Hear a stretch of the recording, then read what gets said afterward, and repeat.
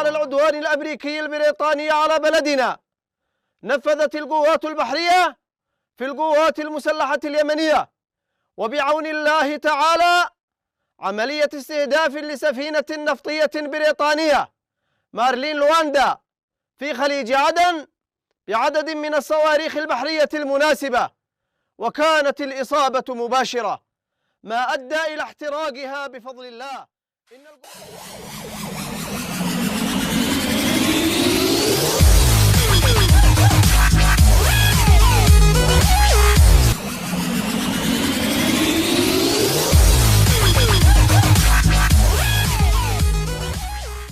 Ashama Arkafune akkam jirtu kabajamtoota maatii Siinqee Production sagantaa keenya irraatiin ammoo waa'ee galaana diimaa tibbana wal dhabdee addunyaa ta'aa jiru waaddoo waraanaa jiruu fi miidhaa inni qaqqabsiisuu fi akkasumas ammoo galaanni diimaan maaliif akkaan barbaachisaa akka inni ta'e irratti qabxiiwwan ijoo gara qabannee jirra. Akka xumura qophii keenyaatti nu faana turaasiniin jecha kanneen yuutuubii keenyaaf haroo taatan sabiskiraayib gochuun maatii keenyatti dabala maatii nuuf ta'a jecha sheer gochuun hiriyoota keessan biraan ga'uu hin dagatina.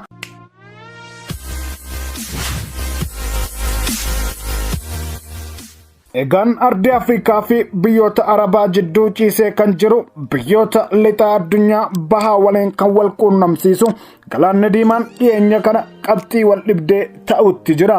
Biyyoota lixaa fi biyyoota Arabaa wal dhabsiisaa yookiin walitti kan firoomsaa jiru kun ijoon waan galaana kanaatiidha.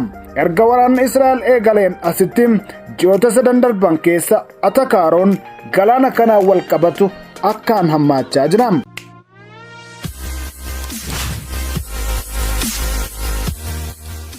Gareen mootummaa Yemeniin wal lolus Huutiin Ameerikaa fi michoowwan ishee Israa'el tumsuuf ulaa kanarra imaluu jechuudhaan doonii karaa kana imalu haleeluu eegalee jira. Ameerikaaf Biriteen ammoo wal ta'uudhaan Huutii haleeluu eegalanii jiru. Kun immoo waraana Israa'eliif Gaazaa baha giddu galeessaa goolaa jiru irratti yaaddoo waraanaa biroo dabaleetiin jira. Waa'ee galaana diimaa biyyoota baha giddu galeessaa qofa miti kan inni dhiphina keessa galchee jiru. Biyyoonni gaanfa Afrikaa galaana kana qooddatanis sababa Itiyoophiyaa fi Somaaliilaand dhiyeenya kana misooma ulaa galaana irratti walii galaniif wal qollifachuu eegalaniitiin jiru. Addunyaan gara lixaa jiru ammoo addunyaa baha jiru waliin kan wal argu kara galaana diimaatiinidha. Galaana Meditiraaniyaanii irraa ka'aniitiin garba Indiyaatti ce'uuf daandiin gabaabaan yookiin daandiin qaxxaamuraa galaana isa kana qofadha.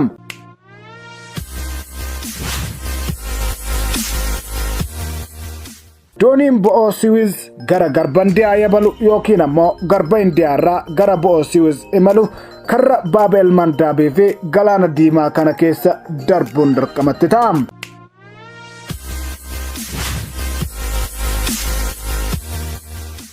Bo'oon Siwiiz karaa gabaabaa Awurooppaarraa gara Eeshiyaatti ittiin ce'an yoo ta'u keessattuu ammoo boba'aa fi gaazii qabeessaa xiqqeessuuf jedhamee bifa dhangala'aatiin geeddaramee fe'amu yookaan liquefied natural gas LNG jedhamuuf ulaa akkaan murteessaadha. Jaarmiyaan daldala dooniin taasifamu Vortexaa jedhamu bara 2023 gara jalqabaa qofa buba'aan baarmeelii miliyoona 9 karaa bo'oo Siwiiz darbeera jedhama. Waggaan dooniiwwan 17,000 ta'an karaa bo'oo Siwiiz ni darbu. Kana jechuunis daldala addunyaa keessatti gaggeeffamu 12 karaa galaana diimaa taasifama jechuudha.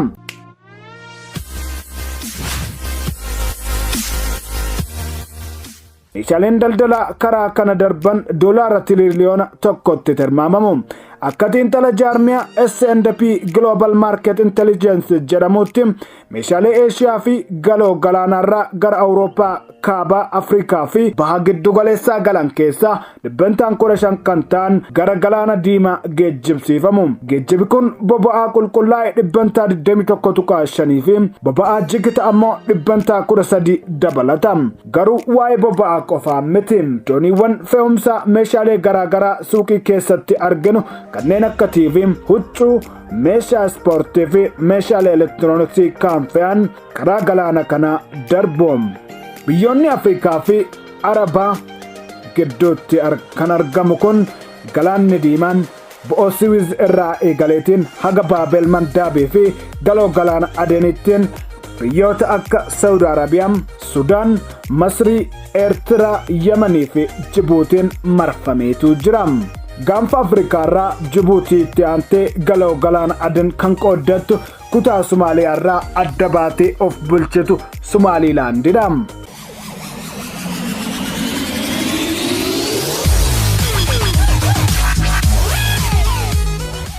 Kataa galaana kanaan bal'ina qooddachuutiin ammoo Saudi Arabiyaatti kan dhiyaatu tokkollee hin jiru. Ittaansee wal duraa duubaan ammoo Sudaan, Masrii, Eertiraa, Yemen, Jibuutiidha. Haa ta'u malee karri murteessaan ittiin gara galaana kanaa seenan garba Hindiirraa karaa Baabel Mandaab, galaana Meditiraaniyaanii irraa ammoo gara bo'oo Suwiziiti. Kanaafuu Masir, bo'oo Suwiz, Yemen karra Baabel Mandaab isaan ijoo ta'u. Gate of Tears jedhamanis maqaan kennameefii jira. Karri Baabel Mandaab kiiloomeetira 32 kan bal'atu yoo ta'u, yabaluuf baay'ee rakkisaadha. Karri akkaan murteessaa ta'e dachee Araboota galaanaan marfamee fi gama Afrikaan ammoo handaara galaana Jibuutiif Eertiraa gidduutti argama. Karri kun mataansaa ulaa dooniiwwaniitiin. Dooniiwwan kallattii kibbaarraa ka'aniitiin bo'oo Suwiz ga'uudhaaf balbala kanaan galaana diimaatti seenu. Daandii kanarraa miliqnaan Afrikaa guutuutti naanna'uutu isaanitti dirqama.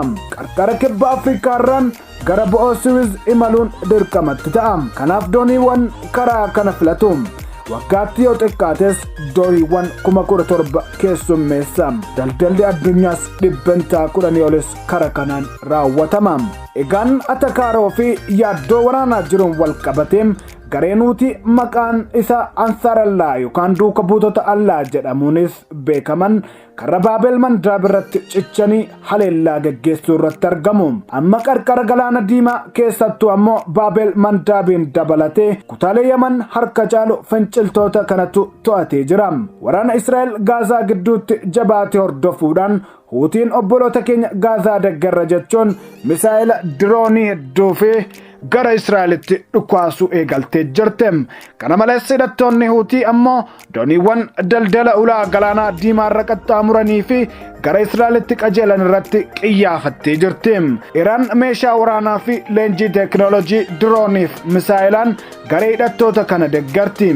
Hidhattoota Hamaas Gaazaatti, Hezbollah Libaanoositti, Huutii immoo Yemenitti Iraantu gargaara. Sadanuu Israa'el akka diinaatti lakkaawwatu. Waltumsanis haleellaa Israa'el irratti raawwatu. Michuu Israa'el kan taate Ameerikaan ammoo Biriteen waliin ta'uudhaan garee Huutii kan haleeluutti yaaddoo waraanaa biraa baha giddu galeessaatti uumaa jirti. Biyyoonni kanneen dooniiwwan galaana diimaa qaxxaamuran irratti haleellaa Huutiin raawwataa jiru dhaabsisuuf tarkaanfii fudhachuu isaanii ibsu.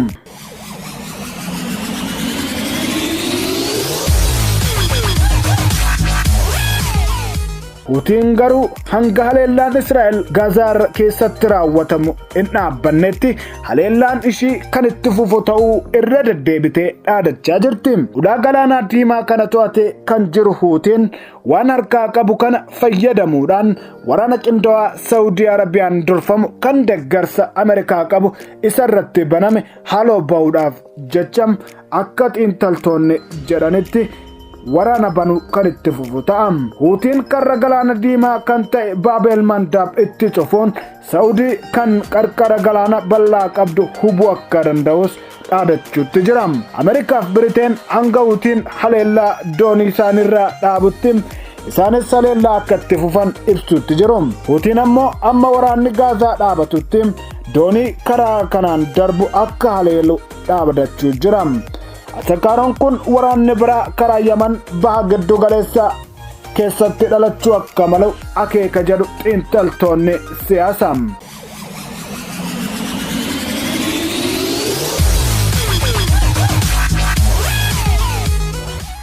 Haleellaa Huutiin bane kanaanis daldala addunyaa jeeqamuu isaarraan kan ka'e gatiin mi'aaf boba'aa ulaa galaana kanarra geejjibamu akka dabalu ta'ee jira. Yoo galaana diimaa irraa maqan ammoo filannoon kan biraan kan jiru karaa dheeraan haleellaa fi doorsisawuutiin raawwachaa jiru kana dhiyeessuuf malu dhaabbileen doonii gurguddoon kallattii imalaa geeddarachuu irratti argamu.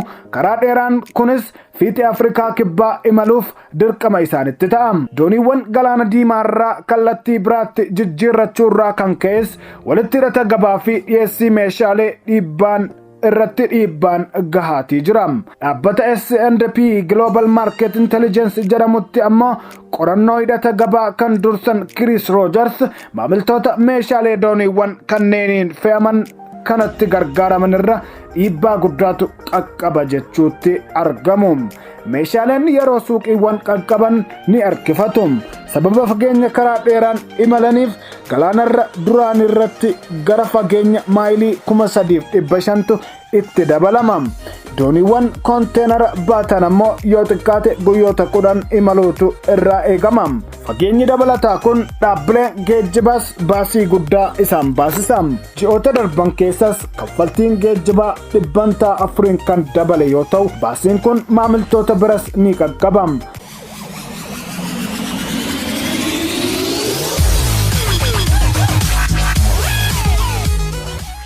Muddamni naannoo galaana diimaatti dhalate kun gatii boba'aa ol kaasuutii mala sodaan jedhus uumamee jira. Gatiin boba'aa dabaluun qaala'insa jireenyaas akkaan dabalchiisa.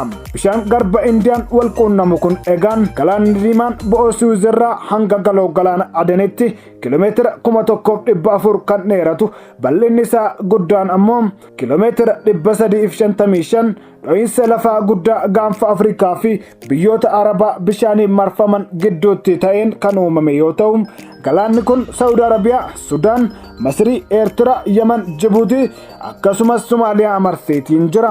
Handaara galoo galaana Eden kan taatee fi garba Indiyaatti dhiyaattee kan jirtu Somaaliyaan ammoo biyyoota kunneenitti dhiyeenya qabdurraan kan ka'e biyyoota galaana diimaa keessatti ramadamteetti.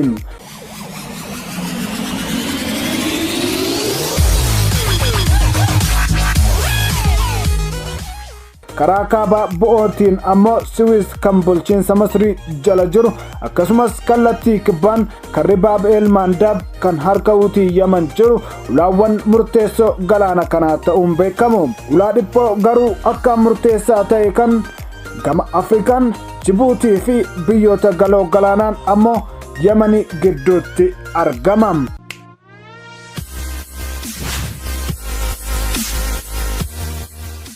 Egaan kabajamtoota hordoftoota keenya qophiin nuti galaana diimaa ardii Afrikaaf biyyoota Arabaa gidduu ciisee jiru akkuma kana biyyoota lixaa addunyaa bahaa waliin kan wal quunnamsiisu irratti qopheeffannee isin biraan gahaa turre kana gammaatti daawwattan turanii qophiilee Siinqee Production kan biroon haga walitti deebinutti nagaan nuuf tura.